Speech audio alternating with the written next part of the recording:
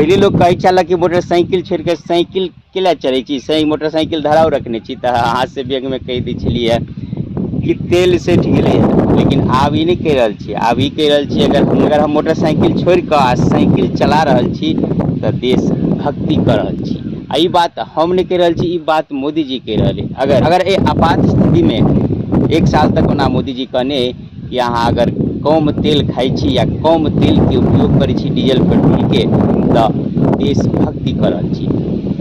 आब कम तेल खैला से या कम तेल जरौला से देशभक्ति केना भेलै आउ कनि फरिया के बताबै छी। डीजल पेट्रोल कच्चा तेल से बनै छै, कच्चा तेल विदेश से अबै छै। युद्ध जारी अहाँ सब जनै छी, जे कारण से कच्चा तेल के दाम बढ़ गेलै है। भारत में भारत सरकार भले ही तेल डीजल पेट्रोल के दाम नहीं बढ़ो लगा, लेकिन मालूम है भारत 1 लीटर पर 10 रुपया डीजल पर टैक्स होइ छलै केंद्र सरकार के, आ पेट्रोलो पर 10 रुपया होइ छलै, दुनू हटा लेलकै। आब ई टैक्स नहीं भ रहल है। ई टैक्स नहीं भेला के कारण से देश पर लगभग 500 करोड़ के प्रतिदिन नुकसान है। ओतबे नहीं, विदेशी मुद्रा के बात बढ़ल। विदेशी मुद्रा कहे के ना डॉलर। कोनो चीज जे विदेश से खरीद के लोबे, चाहे कच्चा तेल हो या फिर चाहे आन चीज हो, तो ओहि के लेल डॉलर के आवश्यकता होइ छै। आ हर देश के पास कोष में डॉलर होइ छै। ओ डॉलर कच्चा तेल महंगा भेला के कारण से डॉलर पर असर पड़ रहा है, डॉलर कम भ रहा है, विदेशी मुद्रा कोष कम भ रहा है। ओहि के बचाव के लेल ई बात कहल जा रहा है। ओतबे नहीं, सोना पर सेहो बात कहल गेलै कि अहाँ सोना नहीं खरीदू। कारण ये है कि सोनो खरीदे के लेल विदेशी मुद्रा के जरूरत होइ छै। ओहो अगर नहीं किनबै या कम कऽ देबै तऽ अहाँ भूखे तऽ नहीं मरि सकै छी। ताहि दुआरे एहि आपात स्थिति में कम खरीदी, तेल कनि कम खाओ, ऐसे देशों के स्वास्थ्य बचल रहते। आ अहूँके तेल ओना बेसी खेला से खराबी हो, कम के खाओ। आ लोग ई सोचिए कि हम एक रत्ती बचा लेबै से कथी हेतै।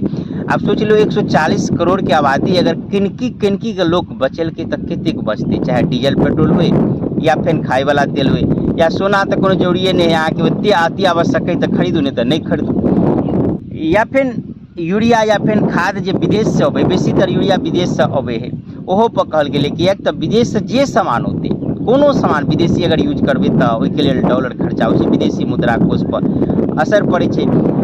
तो ओना ओहो से कहल जाइ छै रासायनिक खाद जे दै छी खेत में तो खेत के उर्वरा शक्ति खत्म होइ छै, खराब होइ छै धीरे धीरे। अगर एहि बेर 1 किलो दिले तो अगला साल 1.5 किलो दियौ। प्रति प्रकार से पहले गोबर गदौज से खेती होइ छलै, तो ओहि आधार से करी, कोशिश करी कि कम से कम रासायनिक खाद के उपयोग करी। एहि प्रकार से देश के आर्थिक स्थिति सुधरत या विदेशी मुद्रा कोष से वो बचल रहते। ओना मोदी जी के एहि बयान के लोग तोड़ मरोड़ के जना तना अपना हिसाब से बहुत रास चर्चा चल रहा है कि मोदी जी अपने एना कर रहे ओना कर। हाँ, लोग सबके ई नहीं कह रहा है कि बिल्कुले अहाँ सब छोड़ दियो गाड़ी पर चढ़नाइ, अति आवश्यक हुए तो जेठाम असगरिए जाइ छी ओहिठाम गाड़ी पर अगर कार जकरा लग तो 2 आदमी मिलकर जे से चलू, या अति आवश्यक हो छोट मोट काम हो तो साइकिलों से लोग कह सकिए, ओनाहुओ कह सकिए।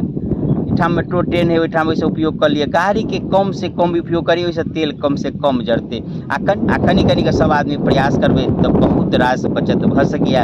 ई बात देश हित में मोदी जी कहल के हमहूँ अपने सबसे निवेदन कर रहा छी। लेकिन अपने सब केहन विचार लग रहा है से कमेंट करके बताएब। जय मिथिला, जय मैथिली, जय हिंद, जय भारत।